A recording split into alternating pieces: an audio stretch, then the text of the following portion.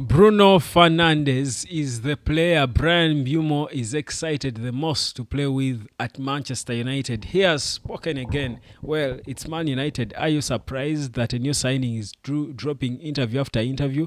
This is just the start of many to come. I can guarantee you there should be one from Sky soon or BBC. Name them, but who cares? We are Man United. That's how big we are. Everything we have is a matter of international importance. I told people sometime that around the time Ruben Amorim was named as coach of Man United, he was more popular than President Trump. And we are saying, we're talking about, well, do your research. The Man United job is perhaps a more high pressure job than being the American president. Welcome to the United Sport. Like, share, subscribe, drop a comment, and let me know what you feel about the mentality. That's the most captivating thing I've seen about Brian Mbeumo. His mentality is elite, top mentality, and I'm going to tell you why based on what we've seen. But your mentality is not elite if you do not really understand or see or appreciate the need for you to learn how you can earn money from this place called the internet that you visit every day, every minute of your life. If there is one thing that does never part from you, it's your phone. Wherever you are, you're with your phone. And the moment you wake up, touch your phone, you're checking a certain internet platform. But are you earning a nickel from any internet platform? If not, or if from the internet in any way, if not, come and learn how people earn money online. It's so easy. It's so easy and doable by everyone. Now, let's get into Brian Mbeumo. So he spoke to in Chicago in his should be the first. I don't think I've seen any other really research interview of him, but it should be the first really official exclusive that Rio Ferdinand, the club legend, sat down with him and asked him about quite a number of things. Good questions. I must give it to him. I mean, speaking about of course, which player he's excited to play with, and he mentions Bruno Fernandes because Mbeumo sees himself as a striker. You can see him as an attacking midfielder or a 10, but he's a striker, he's a goal scorer. So one of the things he actually said himself he brings to the team is goals, that is one, but also the one other thing that he knows that he has is pace, and that's what Amorim wanted in this team.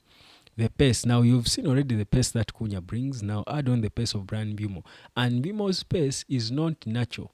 It's trained. He has said it himself. He has a specific coach who trains him on his pace. He pays this guy to help him work on his pace so that he maintains his intensity.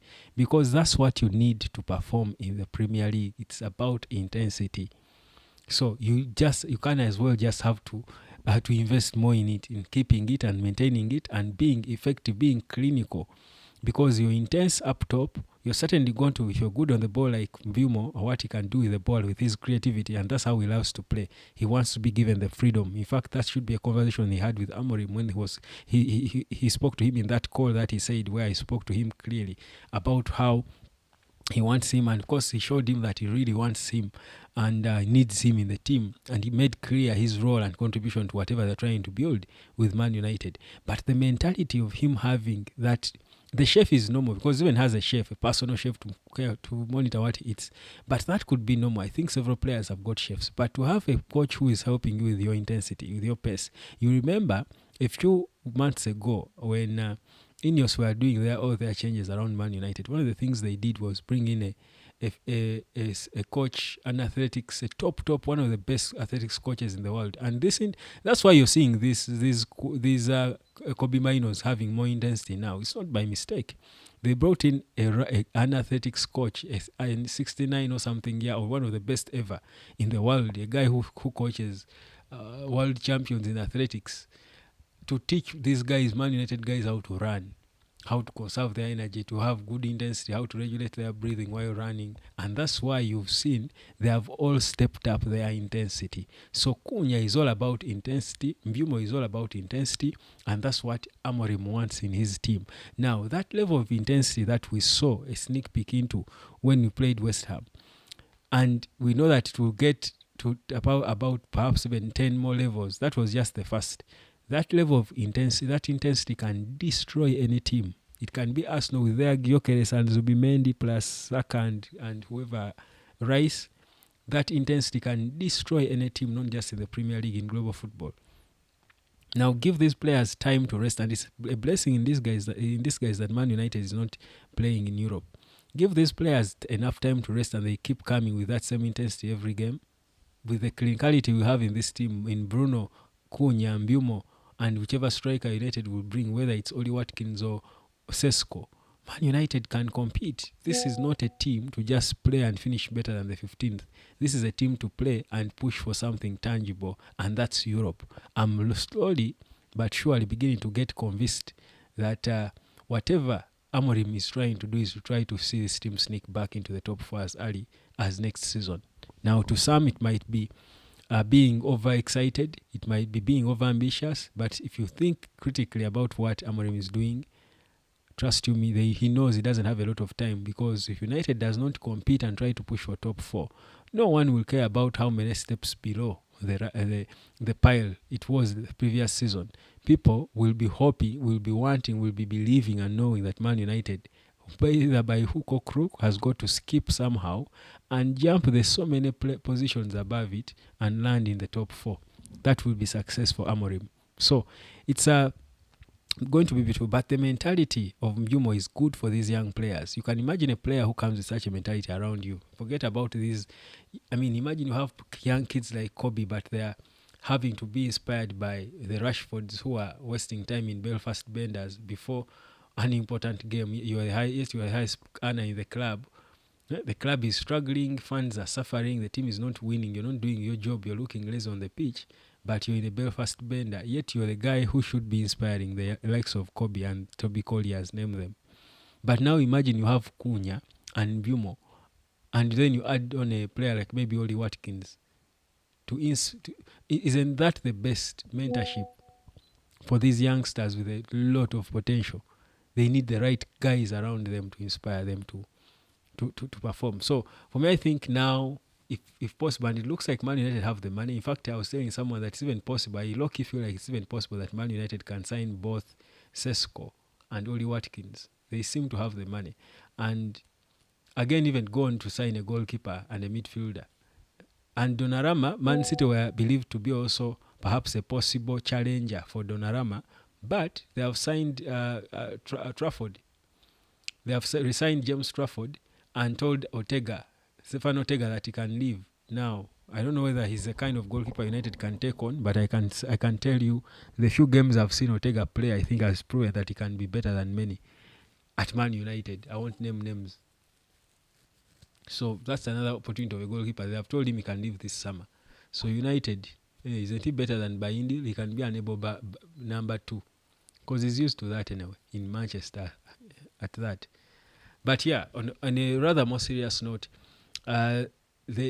the way United is, and Mbeumo also spoke about by the pressure, talking about how, of course, to him, like Cunha said, it's not a pressure, it's a privilege to play for Man United. For someone who grew up in Africa, the way we view all Africans, we know how we view Man United. Most of you know how it's such a privilege for a boy you grew up with, seeing and admiring Man United, the Wayne Rooney's and the likes on TV, to come out then and be now a part of this team, and is the guy everyone is looking at to save the team. It's accomplishment. So you don't look at that, you can't look at that as pressure. You look at that as a privilege. And if you're doing something when you're privileged, definitely how you display yourself, the effort you put in, the desire is different. The fire, the conviction to do it is different. It's definitely different, because it's out of love. And that's why Ineos in trying, and Amorim in trying to build a new culture, they have focused on players who want to play for United. Because if you have a bunch of so many players hungry to play for this badge, then certainly the atmosphere, the environment, the surrounding is going to be just perfect for the team. It's going to make for a cohesive force that is certainly going to challenge anyone and everyone. That's something you see in a bit of Arsenal with Mikel Arteta. Very important to build that. You didn't see it before with Man United. Amorim at the wheel. Things are changing slowly but surely. So a lot was said by Bryan Mbeumo, definitely. Talking about Bruno and how he can pick a pass anywhere. If you're a striker, you want to play with such a guy, you just run and he'll give you a ball. Talking about his partnership with Oli Watkins. Remember that Mbeumo played with Watkins, and even that, might even work, because he sort of low-key gave an endorsement of his preferred partner. I think of the strikers he has played with. He played with Oli Watkins between, I think, before Watkins left Aston Villa in Brentford. Before he left to Aston Villa from Brentford in 2020, they had played there for 3 years. Now they played with Mbeumo for, I think, about 2 years, and they formed a match made. It was a match made in heaven. And he spoke about how he was complete as a footballer, that even as a 10, you want to play with such a striker who can carry, can do a lot of things, then drop back and, carry a defender away, then create a space for you to exploit. And if you're a player, the Mbeumo style, that space you want, you need it at times to create your things and you do your magic. Express yourself and be creative, which is his style, and he said it himself. So, as if low-key, Mbeumo was saying that of these strikers you're talking about, I would prefer Oli Watkins. But I'm certain he will not be so sad if he gets to also work with this Benjamin Sesko, or even both, because they still both could be signed by Manchester United. Guys, the talks are still on for a striker, and soon we'll be getting to know what exactly is bound to be possible for Man United. The ball for Sesko is in his court to decide whether it's United or Newcastle. For Oli Watkins, it's more of Aston Villa not wanting to sell. The player seems to be ready to move. But either way, United has a plan. Which plan you certainly will believe when you see it being, of course, executed. For now, that's it.